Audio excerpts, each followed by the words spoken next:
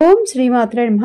మూకపంచతిలో పాదారవింద శతకంలో 7వ శ్లోకాన్ని బాబాని చెప్పుకుంటున్నాం. నయంతి సంకోజం సరసి జరుచం దిక్పరిసరే సృజంతి లౌహిత్యం నకిరణ చంద్రార్ధకచిత కవీంద్రాణాం హృత్కైరవికసజనోద్యోగ జననీ సురంతి కామాక్ష చరణ రుచి సంధ్యా విజయతే.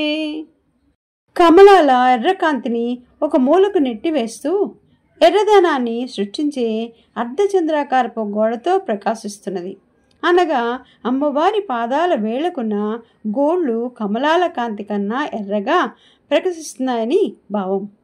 కవీశ్వరుల హృదయ కమలాల్ని వికసింపజేసేది అయిన కామాక్షిదేవి పాదాలి కాంతి అనే సంధ్య అద్భుతంగా ప్రకాశిస్తూ వర్ధిల్లుతోంది. ఓం శ్రీమాత్రే నమః.